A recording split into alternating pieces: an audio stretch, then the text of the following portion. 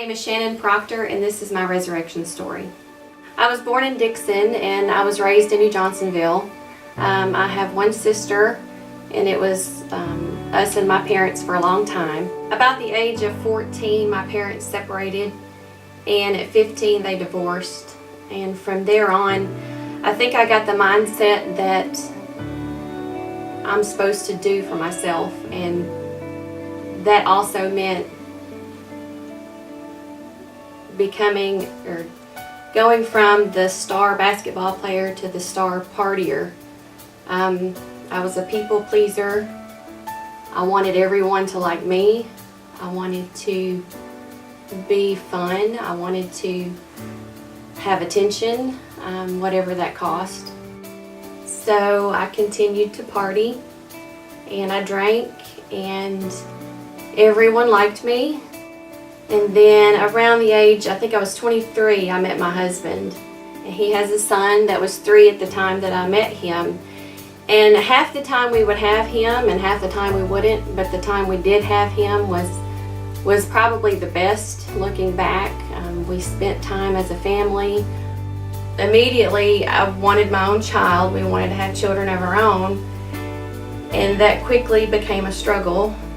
We tried for 3 years to have our first child. We went through 5 failed fertility treatments. In the midst of giving up, I decided I'm going to start asking and seeing what it does for me, because I've gotten nowhere so far. So I prayed hard, and I prayed really hard to just please give me my child. And 3 months later, it was a shock to everyone that out of the blue we were pregnant. I've always been friends with Mary Forster, our pastor here. We've been through a lot together as well. I saw that Mary was active in this church, and her family was involved in the church, and she expressed her love for coming here and everything that her children were involved in.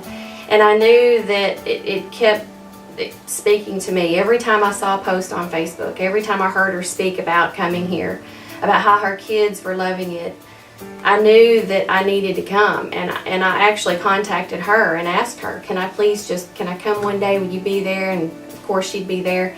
And the morning that I got up to come for the first time, it was like nothing would fall together for that morning. Everything was falling apart. I couldn't get ready. I couldn't get breakfast. My children wouldn't hurry up, and I almost didn't come. And so after coming to the church, first of all, I was welcomed into the church more than I've ever seen before. I've stepped foot into several different churches before and never felt as welcomed as I was here. You know, I got a packet. Everyone shook my hand, and I'm thinking, is this because I'm with Mary, or is this because, you know? But seeing it, that's just how everyone is here. And Mary Forster, our pastor, signed to the song "No Longer a Slave," and I cried, and I'm not a crier, and I kept it in, and I tried, and I kept crying, and I knew, like, at that moment that God was telling me that you aren't a slave. You're free. I've got this. I've got you. You don't have to worry. You know, everything's going to work out. Just stay here, stay where you're at, follow me. And I never stopped coming from that day. That moment, that day, my life changed me forever. So all those years that I partied, and I thought that I was, you know, being fulfilled, and my friends were loving me, and I was having the biggest time of my life that I thought. I didn't know that what I was really seeking was for the Lord to fulfill me, and He's done that in more ways than I can explain. He's fulfilled me with my child. He's strengthened my marriage. I've become faithful, and in saying that, I fall short a lot, and I'm a work in progress, and I know that. God's faithful to me, and He continues to show me that He's faithful to me. I wanted to be involved with a Sunday school class, and I just didn't know where I should be placed. And of all people, Nicole Sugg came to me and mentioned the covenant class that I should come, and invited me there. And God worked in me for that, because as we all know, Nicole got sick.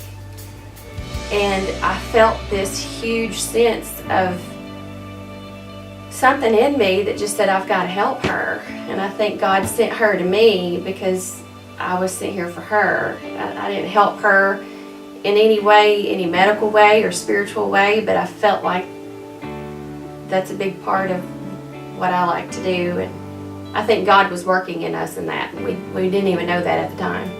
I'm Shannon. I've been crucified with Christ, and I no longer live, but Christ lives in me.